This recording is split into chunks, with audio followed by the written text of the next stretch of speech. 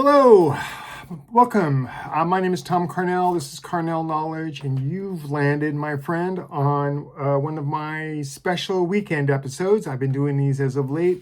The reason for that is that the format of this sort of doesn't fit in with the format of my regular shows, which are posted every Monday, Wednesday, and Friday. On those shows, I review/recommend 5 movies, a book, and 5 records. And this isn't going to fit into this. So I've been doing these things on the weekend to get a couple things off my chest and to sort of talk with y'all about certain things that don't, again, adhere to that concept. This time, we're going to talk a little bit about writing. I've been a writer for a long, long time, probably back since probably the mid-'80s or so. Done a lot of different things, did publishing, did writing. I did journalism for Fangoria and Dread Central and Carpe Noctem magazine, of course, and I was a buyer for Tower and all that other stuff. But so specifically, I've been around that world for a while, and I've been very, very lucky in that I've been able to sit at the knee of some very talented people. And been able to ask them any questions. In the course of things, as the sort of interview had gone on and we both became comfortable with one another, we'd talk about things and we would clip round corners off, if you will. So at the beginning of this year, which is 2026, I gathered together like 20 rules. And rules seems very, very strident, and I don't mean it that way, but let's call them suggestions of ways for writers to navigate the landscape and keep their sanity. It's really easy to either lose sight of your objective, it's all too easy to go, well, I suck and I should just stop, never stop. Or the polar opposite of that is to get up your own ass so far that you start to think like anytime you blow your nose onto a piece of paper, it's going to be art. We all know that that's just the start of things. It's the start of art. It's what you do with that booger-filled paper, that sort of how you massage it through your process, that makes it art. I have a concept, and you're going to need to follow me on this one. I call it the creation machine. And it's this big, long machine, metaphorically. And on one end, there are a lot of people gathered. Those are the people that talk about art. They talk about being a writer, being a painter, being a sculptor. They sit around in coffee shops and tap their chins and wax poetic on all of the things that art is and what an artist is. And those are the people that you see a lot. You'll see a lot of them online, a lot of them giving advice, even though they've only been in the chair, expression we use around here, they've only been in the chair for a short time. But they're loaded with advice and loaded with ways that you can somehow find a way through all of the noise and get to where you want to go with minimal effort. And all you got to do is maybe send them some bucks. And as you proceed down the machine, there are less and less people. These are the people you see that are constantly working, and they're constantly trying to improve themselves.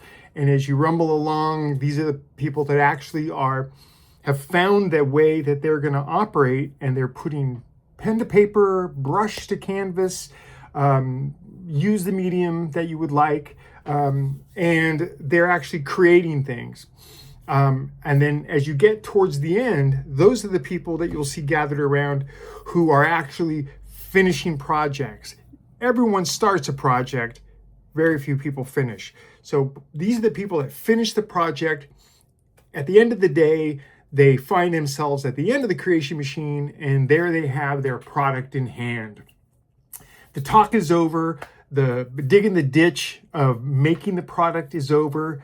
They have the product, and now they're ready to present it to the world as art. I'm not talking about selling, because selling is a whole different thing that, quite frankly, I'm not qualified to talk about. But the idea of putting the BS aside, putting your nose to the grindstone and powering through that process until you can get to the end and say at the very end of the day, here, I've made this pen, and I had a concept way back there with all those other folks, but all those other folks are way back there talking about their next project. I'm at the other end of the machine with the pen in my hand. Okay, so that's kind of the jumping off point for these sort of suggestions that I'm going to go through now. It's really easy to lose your way. It's really easy to start to doubt yourself.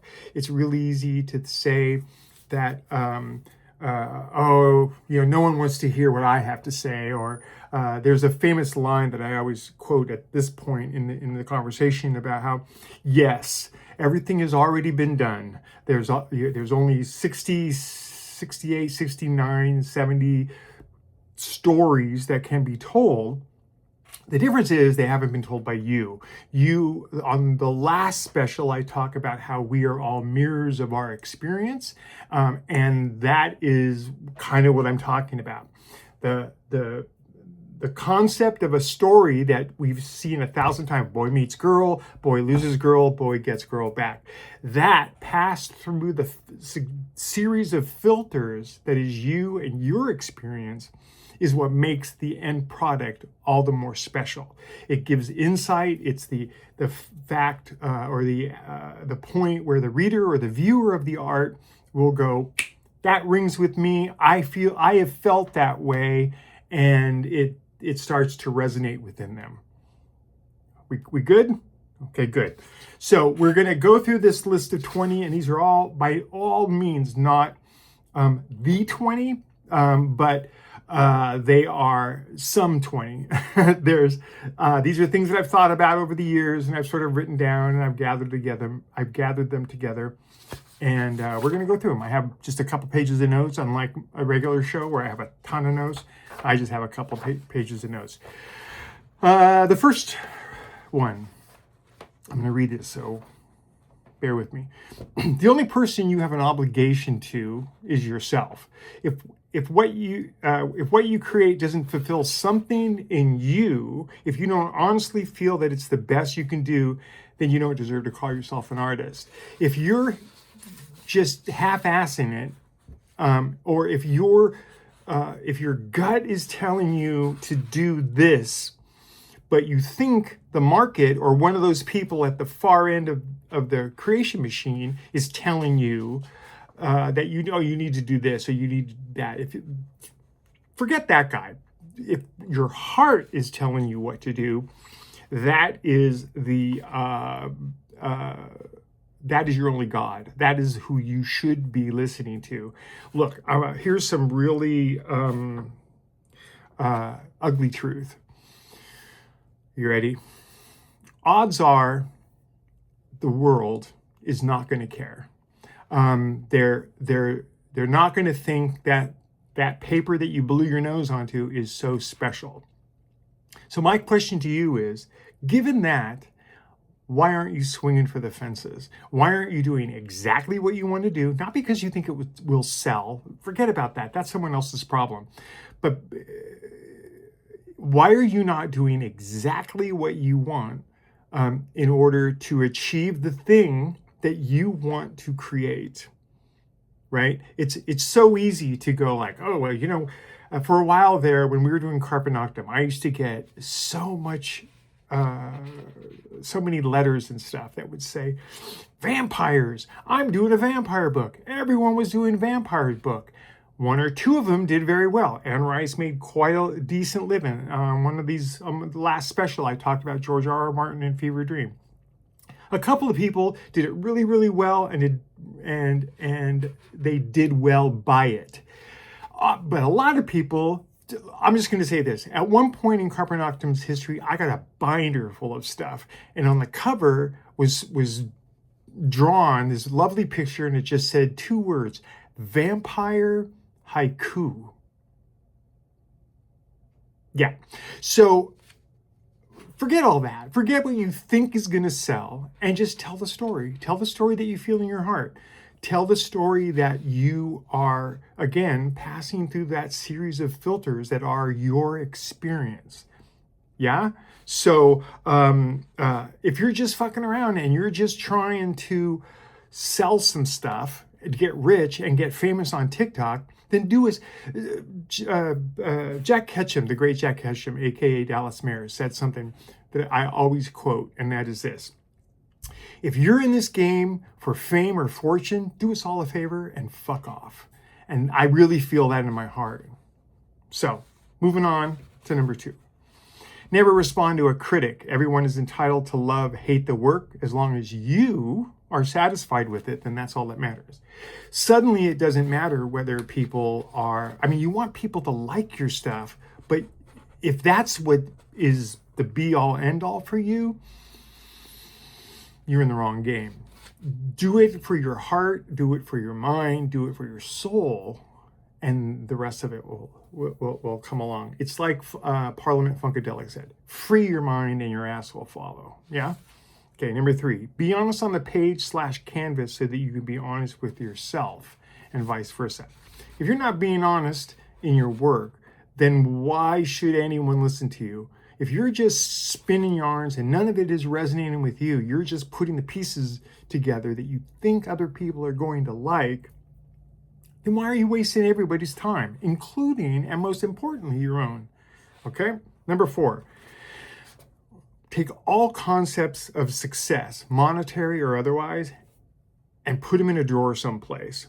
Instead, every time you get up to bat, every time you address the blank page, every time you address the blank canvas, you need to prefer to do good work that you are satisfied/comfortable with, rather than trying to pander to some bullshit audience that doesn't even exist.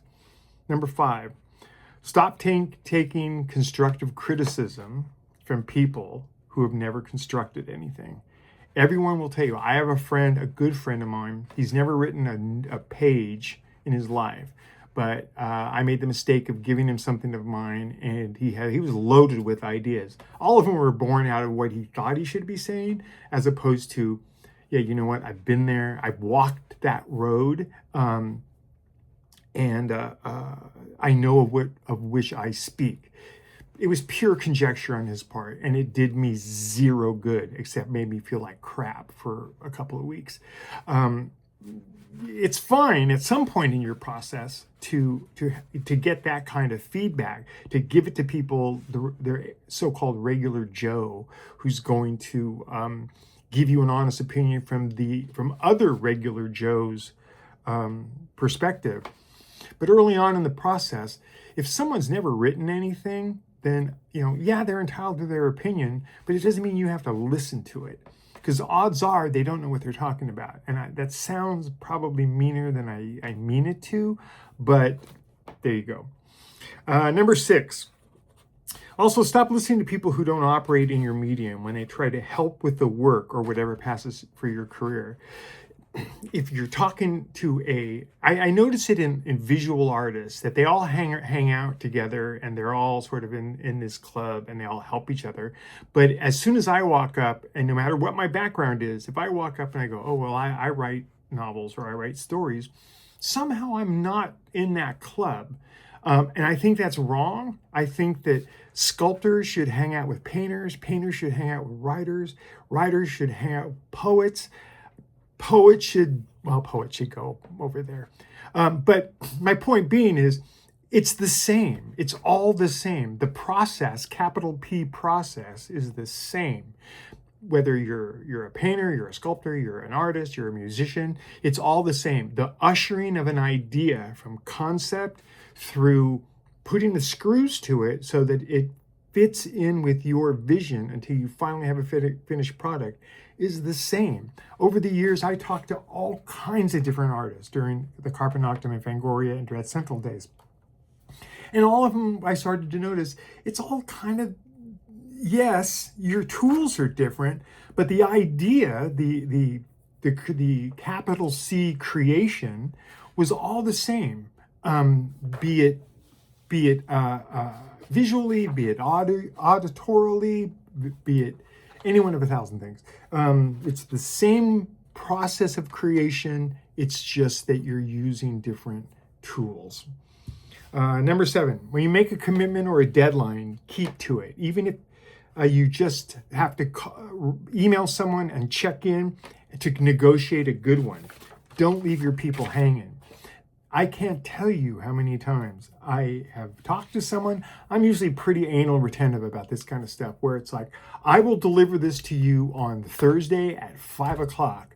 I have sat by my phone or by my computer and waited until 4:49 clicked to 5 o'clock before I hit send. Why? I want that thing to land, and when they look at it, even if they don't even notice it, I want it to say Thursday at 5 o'clock. If for some reason I wasn't going to make that Thursday at 5 o'clock deadline, the least I could do is to email them or call them or private message them or text them and say, listen, I'm running into some stuff and I'm not going to be able to make that. Rather than think that you're going to pull it out, a rabbit out of the hat at the last minute, or you're going to somehow magically go, I've got it, and in the last 5 minutes, come up with something. Keeping communication with your people, keeping the communication with your editors, keeping communication with your agents, keeping communication with your readers. Let them know what's going on. They'll be a lot more forgiving if for some reason you miss your deadline. Number 8, Stephen King once said, try to create sympathy for your characters, then turn the monsters loose. Remember, you're telling, especially this has to do with writing. You're telling stories to people who have to first connect with the people in your stories before you can start doing letting the monsters loose.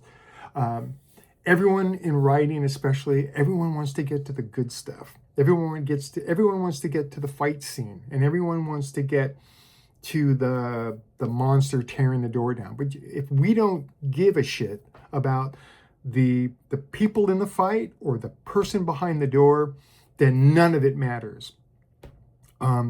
If you're not connecting on that level, then you're sunk. Number 9, do the work, and let fate sort the rest of it out. Now, that sounds very fatalist. I don't mean it to, but the idea is forget about, like, I remember when my first book came out, I used to sit there and like stare out the window and sort of kiss my teeth and go, oh, I'm going to put my first book out and I'm going to be sitting across the desk, and I'll be like, oh, well, let me tell you, Jon Stewart, how I feel about blah, blah, blah, blah, blah, blah, blah. And none of it came to fruition. That was when I realized that all I can do, the only thing that's in my hands is the book, the story, the painting, the sculpture, the song. And all I can do is exert my pressure on that. Make sure that is undeniable, and then trust me, the audience will come, the people will come, the internet will start talking about you and all of that stuff. Number 10, be humble in your art. You're not all that, and you never will be. I can't tell you how many times I've met people that are at the top of their game who are filled with doubt or suffer from imposter syndrome. When you tell someone like, oh my God, this record that you made really affected me and it touched my soul, all they can remember is the nights that they sat up and were like pulling their hair out because they couldn't think of a word that rhymed with orange. You have to understand that you aren't the shit. You're a conduit for the shit as it comes from the ether or whatever you want to call it, the muse or whatever else. But the only way that comes is if you are constantly trying to reach out and tap into that. Yeah.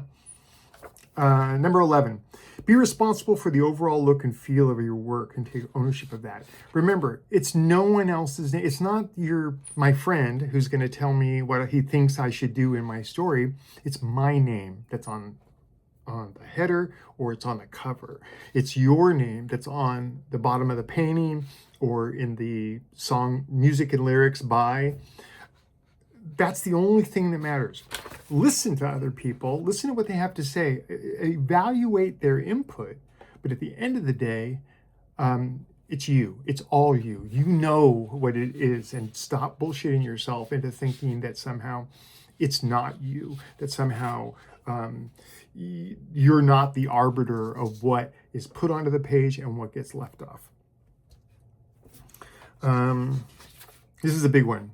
If you read, this is specifically to writers, if you read what everyone else is reading, then you will write what everyone else is writing. There's a reason why a lot of the books that I talk about on the weekday show are old, because I want to emulate those people. I don't want to look at, I think King is a different thing, but the soup du jour of what author everyone's reading today, I don't want to write like that, because that guy's already doing it. What I want to do is I'm going to go find something that no one else is doing. And for me, that's a lot of like early 19th century horror. So do I want to write, no offense to Alma Katsu, but do I want to write like her? Do I want to write like Manly Wade Wellman?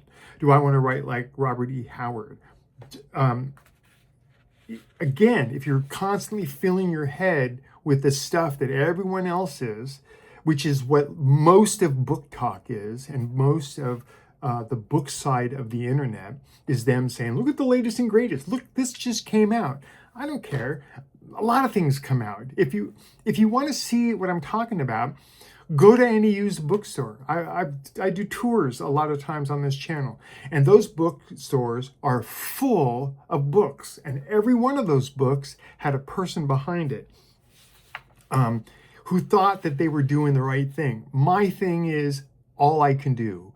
I read old stuff because I want aspects of that work to filter into my modern stuff. Number 13, Ernest Hemingway once said, sit down at the typewriter and bleed. This is exactly what I'm talking about. Pour your heart out into it, especially on first draft. Throw the kitchen sink at it, because you can always fix it. You can always remove it. You can always adapt it. You can always, I know, for example, I wrote a story in Moonlight Serenades called When I Fall in Love, It Will Be Forever. When I wrote that thing, it came out pretty quickly. It has to do with an elderly couple that are stuck in their basement during the zombie apocalypse. I was crying, weeping, and I knew that I was touching something that was like fundamental in me. It has since gone on. People have said some very nice things about that story. One person said that it made him want to go hug his wife. And that's how I knew, because it was affecting me, not because I thought, oh, this will get him, because that's all I have. Let's see, a good other quote. I don't know who said this, but believe more in the scissors than in the pencil. Exactly. First drafts, kitchen sink it. Pour it out onto the page. Pour it out onto the canvas. You can always go back, especially now with computers and stuff like that. You can always go back and go, well, you know what? This was a little too much, or this doesn't really work, and I can move things around and I can fix it. Louis L'Amour once said, just start writing. The water doesn't flow until the tap is turned on. Agreed. I try to write every day. Most of it never sees the light or it never gets printed out because I'm not happy with it. But Ray Bradbury said to write 2,000 words a day. Clive Barker, I think, said that he does 2,500 to 3,000 a day. My rule is try to do 2,000 a day. For new words, if you're editing something, try to get through 5,000 words. Number 16, create that which cannot be forgotten. Let's go back to the vampire thing. So often during those times, everyone was doing vampire things, but nothing was really resonating. Why do I keep bringing up Fever Dream? Why do people flock to Olive Van Rice's stuff? Well, because it was unforgettable. It was undeniable. Do that in your work, and the rest of it will sort itself out. Number 17, you'll only fail if you stop working. Exactly, that's what I was saying before. As long as you keep at it, you may go to your grave never getting the big fat paycheck or the big fat show or the big fat anything. All you can do then is go to your grave knowing that at every time you got up to bat, you kept your eye on the ball and you did your best. And because that'll always change. And through that process of repetition, you can't help but get better and better and better at what it is that you do. 18, don't waste your reader's time or your viewer's time or whatever with your self-absorbed bullshit. Absolutely. It goes back to what I was saying before. Ego has killed more great talent than poor reviews or lack of sales or anything else. Do what you think is best, but remember that it's super easy to get up your own ass and start to think again that piece of paper I blew my nose on really is art. Number 19, don't judge. Instead, try and understand. Try to understand when you see a piece that doesn't particularly work for you. Try to understand what could have brought that person. Like, how did that come to be? And once you understand, you can use that same sort of discerning aspect in your own work. And that's where it gets really hard when you say to yourself, I look back on things that I wrote back in the 90s. Oh yeah, I look at it and I read it. Oh, this guy, I'm so full of shit right here. And it's almost embarrassing. But I also know that if I hadn't have done that back then, I would never do what I'm doing now. Your past is your past. So if you don't own it and say, yeah, that wasn't so great, or that was great, or what have you, you're lost. You'll constantly be trying to reinvent the wheel. Number 20, I have two things to say about this, and I don't have anything to say. Actually, I have two quotes that I'm going to read you that one was said to me directly and one is something I read. The first one by Clive Barker. The work, it takes time. You can't shortchange this stuff. You can't do this stuff half-heartedly. You either give it your guts to it and your balls to it and your heart to it and your soul to it, or you don't do it at all. Why bother? You have to give everything to art. Otherwise, it's not going to be worth a damn. It's not going to linger. It's not going to be there after you're gone. Am I right? Is he right? Absolutely. Lastly, Pharrell Williams, the great Pharrell Williams, said something just recently in an interview. He said, always remember that financial and or commercial success are results. They're not the real prize. The real prize is that you get to do what you love every day. Exactly. You've already won. If you're someone who identifies as an artist and you're doing your art every day, you win. Because there's millions of people out there who are punching a clock, working a 9-to-5, living in a cubicle, saying, oh, when I get time, I'm going to do this and then I'll be a great artist, as opposed to putting your meat in the grease and actually saying, you know what, instead of hanging out, I am tired from my day at my job, but rather than sit on the couch and numb myself by watching this TV or that TV, I'm going to work on my story, or I'm going to work on my painting, or I'm going to work on my song. You'll find yourself much more satisfied, and you'll find yourself, the flip of it will happen. Instead of the day job being the thing that consumes your day job becomes something that I just need to get through this, because when I get home, I've got a fresh canvas that I can't wait to get my mitts on. Right, I have a blank page. I have an outline that I've been sort of futzing with, and I can't wait to finally start. Scene 1, Act 1, Scene 1. We open on A, right? So that's good. That's my 20 rules. I hope it helped. If you have anything you want to talk about, or you think that I got it wrong, or you have anything you want to add, please put them in the comments. If it's something you don't want to talk about publicly, do me a favor, just go ahead and email me. I'll get right back to you. I'm at tomcarnell@gmail.com. Other than that, I really appreciate you all checking in on the channel, watching the video. We're now almost at 30 minutes, and I appreciate you sticking through to the end. I will be back on Monday with a whole ration of my normal show. Lots of movies, lots of books, stuff for you to enjoy. Until then, get to work.